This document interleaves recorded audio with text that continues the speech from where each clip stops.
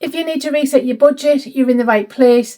This is my monthly budget reset. I do it every month where I take you through how I reset my budget.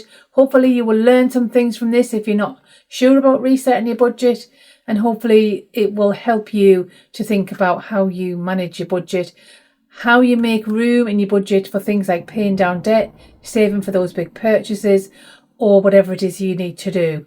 So let me first talk you through what I've done and how I've done it and why I've done it. I use my budget planner, and you can grab a copy of this if you want it. So you can grab a copy of this, you can download this. It's really easy to do, and it's a really useful tool I find to help me work through organising my budget for the month. I do a few things. So the first thing I do is I have a look in my cupboards and I do a menu plan. So I shop for my cupboards first. I think about whether or not I've got enough food to last me for how many weeks and what that means for my grocery bill. So I've just show you an example there, but we'll do the menu plan with the grocery shop in another video.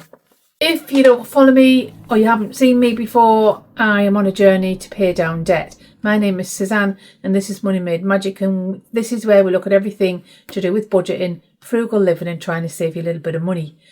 I am a 60-something solo survivor of several things, and I learned a couple of years ago that paying down debt was incredibly important to free up money in my accounts. And I figured to do that, I'd got to make some room to actually pay that money down. I was living paycheck to paycheck up until then, and I've managed to find a system that helps me to make some money available in my accounts, even though my salary hasn't really changed that much. So hopefully this will help you to plan your budget. So I'll take you through how I do it using the budget planner. So I'm going to show you how I've done it on the budget planner. So this is what it looks like. Because you can't really see that very well, what I'm going to do is I'm going to write the amounts on the screen for you so you can see what I've done. So the first thing I do is I write in my monthly salary, and that's £2,244, and that's the same every month. That's brilliant. It's nice and stable. I don't have any other income other than I do have income from the YouTube channel, but that's not very significant, and all that money does is go towards things that I need for YouTube currently. Hopefully in the future that money will start helping me to pay my bills. The next thing I do is I work out what needs to be paid out. So in this section, so you can see on this section, I have written down all of the things that are essential.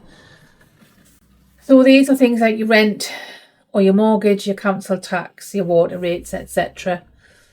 So in total, and I will pop the amount on the screen, I need to pay out about £1,644 from my account. So that includes my rent, my council tax, my water rates, my energy and my broadband, my home insurance, my car insurance, my TV licence. I have a £15 a month self-care budget, which goes towards some coaching for my business. So it's really a business expense, but I still need to pay for that. I have a subscription to an editing tool that I use for YouTube, which is a business expense, but I still need to pay for that. I pay a subscription to YouTube Premium because that's how I get all my music streamed. I don't have any other music streaming. And because I use a lot of meditation, I don't particularly want the adverts in my meditation. So paying that does guarantee that. I've got bank charges at £11.50 a month. And then I do put £25 a month away into a savings account. I pay for my phone, which is on contract now. And again, that can be written off partly as a business expense because I do use it for filming, and I pay for Netflix. And that's my only little luxury, I think, because I do watch certain series, not a lot, but I like it when my daughter comes and we sometimes have a movie night together, which is lovely. Then I'm paying off 3 credit cards, and I'm paying just over £210 a month towards those credit cards on minimum payments. Now, what I'd like to be doing is paying that off in full, and that's what I'm working towards. The next thing that I think about is whilst those are the absolute essential outgoings, I then need to think about what that means in terms of what I'm left for the flexible spending. So by flexible spending, it's still things I need, but it's things like food, fuel for my car to get to work, etc. And I have a coffee and a leisure budget. I'll come to food last because I want to talk about how I've broken that down. I take my salary and I take the £1,644 that I've got to spend on those things that will come out of my account, and I take the 1,644 off of the amount that comes into my account for my salary, which is £2,224. That leaves me £600. My emergency fund currently sits at £1,523. That's not just my emergency fund, that's my emergency fund plus anything that I've got. So it all sits together in one fund because I don't have enough bank accounts to split it over. But I want to make that back up to £2,000. So if I want to do that this month, here's what I've got to do. By the way, if I want to do that this month, I can't afford to pay anything else off my debt. But I must have that fund back to £2,000 because it isn't just an emergency fund. It's a fund for everything. So if I'm off work for any length of time, that's got to pay my rent, not just if the car breaks down. I really need that back up to £2,000. So this month, my priority, aside from all those bills and just living, what I've got to do is pay as much back into that emergency and general fund as I can to make that nice and stable. So this isn't going to be a month I'm paying off any debt. I've decided that. I did want to, but unfortunately I just need that fund building up before I start paying off. In the summer, when my heating bills come down a little bit, I think I'll be able to start paying a bit more off it, so I'm not too worried about that. What I would say is, if you are paying off debt, please make sure that your emergency fund and your sinking funds, if you have them, are up to date. That extra money in that emergency fund is something that I rely on, sort of like a sinking fund. It's the only thing I've got.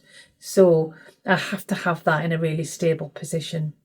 So my flexible expenditure comes from my food, my fuel, my leisure budget, what I call the sundries budget, or the miscellaneous budget, and I'll explain that to you in a moment. And let me talk you through what I've decided for those for this month. I'm going to put £50 in for fuel. I always put £50 in for fuel, and that usually does me for what I need. It covers me for 2 journeys a week to the office, and it covers me for little other runabout trips, and maybe the odd trip to see my daughter, which is about 100 miles. So £50 is what I need. I have a budget for cleaning things and things like for the bathroom, like shampoo and what have you, which is separate from my food budget, but actually the money does go in with the food budget eventually, but it just helps me to understand what I actually need. And then I've got a £40 budget for going out, tea, coffee with my friends, lunch with my friends, an afternoon out with my friends. I don't drink alcohol, so I don't need a lot of money. I just like to be able to meet up for connection. So I was going to put up the coffee budget to £60 because I don't think £40 is enough. Really, if you want to have some leisure time, I think your leisure time is really important. I don't know about you, let me know in the comments what you think about leisure time. I think you've got to have a little bit of something to look forward to each week. Something that is, sort of fun. You can't just be grinding all the time, I think. So I have looked at my fridge and my freezer, which again is another video, and I have decided that I can get away with only spending £75 on food this month. So in total, my outgoings are £1,844, leaving me with about £400 to put back into my emergency and my sinking funds, and it leaves it at about £70 short. But I know I've got £58 in savings and I've got £38 surplus in the bills account, which will offset that. So by the end of the month, my aim is to have that emergency and sinking fund back up to £2,000. So that's how I reset my budget. Whilst I'm resetting my budget, as I explained earlier, I do a shopping list. I've done 2 weeks up to now. I'm going to do another 2 weeks, which will build onto my shopping list. My shopping list currently looks like this. I've started to build that, and what I'm going to do in the next video is fill that out and we'll go shopping. So that's how I reset my budget. I hope that's been helpful. My name is Suzanne, this is Money Made Magic, and it's been lovely having you with me. I'll see you again next time. Don't forget to look out for the next video, and if you want to see that shopping video, I'll put that just here.